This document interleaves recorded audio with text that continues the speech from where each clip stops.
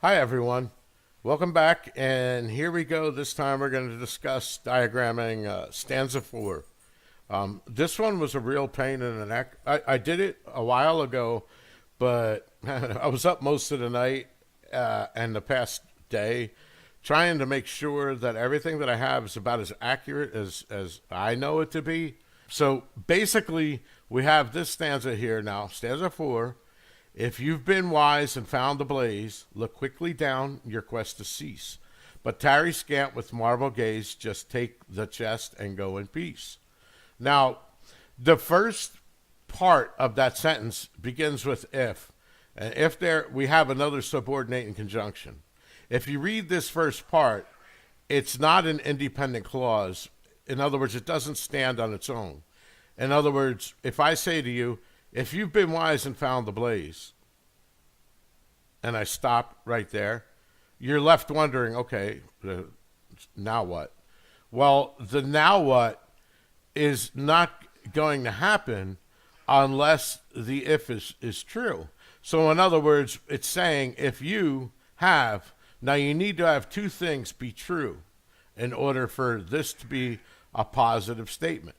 You have to have been wise and found the blaze. Okay. If both of these are true, or actually this whole verbal statement is true, then the if itself is true, which means you go on to the next part, which says, look quickly down your quest to cease. Okay. So he's saying, look quickly down your quest to cease. Now, we're not done there because there's a comma here. But again, I just want to point out that these two are joined by the subordinating conjunction if. This down here is an independent clause because it says, look quickly down your quest to cease. That's a complete sentence because the subject would be you. He's telling you, look quickly down your quest to cease. This is a statement. He's telling you that when you look quickly down, your quest is going to cease. Okay? But that's only if this verb part up here is true. Okay? Now, the next line we have is, but tarry scant with marble gaze. But is a coordinating conjunction. Okay? So, but means, but however. But is connected to the same verb up here, the same verb stuff here. The difference is it's not an if. But is a regular conjunction, part of the fanboys. It joins two phrases. That's why we have a comma before it, okay? It's joining this previous phrase with the next one. Kind of like our semicolon did in stanza 3, but there's a difference here. But is normally used when you've been asked a question and it didn't happen.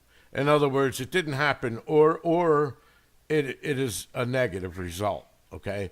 So in other words, if this statement is not true, that you haven't either been wise or you haven't found the blaze. One of those is not true.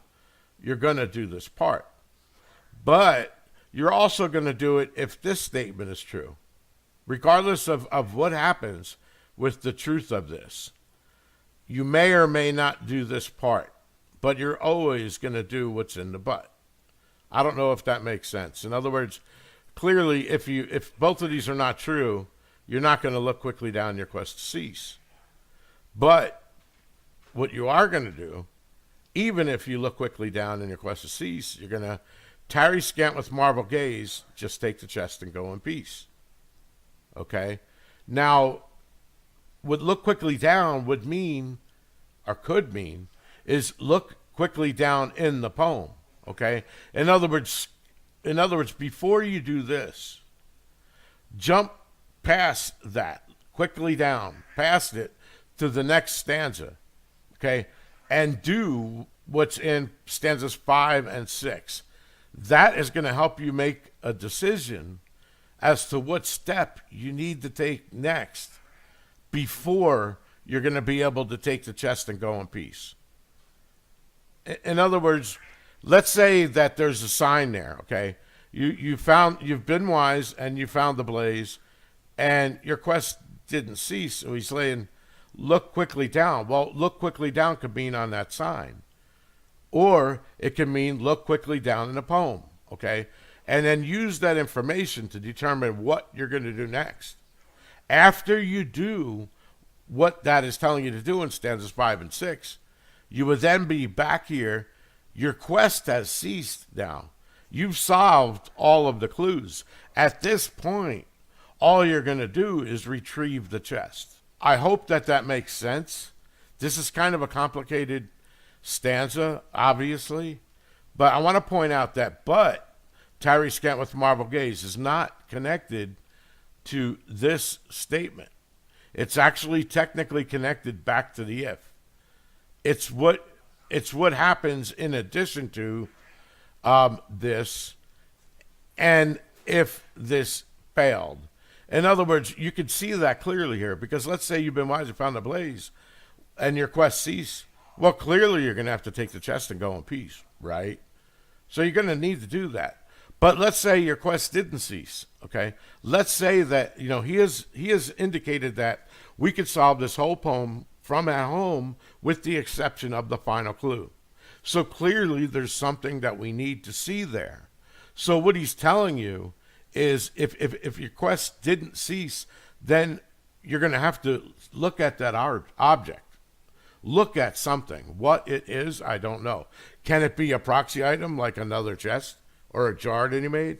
And inside of it is the title and the directions on how to actually go retrieve the chest? Or maybe it's just as simple as the blaze is a sign that we're going to see when we enter an area. And before we make a decision, let's say the sign is at a fork and we got two paths we could take. What he's telling you to do is to look quickly down in the rest of the poem to get a hint. That's to get the rest of the clues that are going to tell you what to do in order to make it so that it's true that you're going to be able to take the chest and go in peace. That's why you don't see take the chest and go in peace connected to your quest to cease, because it's not as simple as being wise and finding the blaze. There's something that you need to do here. There's something that you need to do, and I think there's something that you need to do when this is true is look quickly down in the poem so that you could finish up your quest. And then you come back to this point, and then you do the tarry scant with marble gaze to take the chest to go in peace.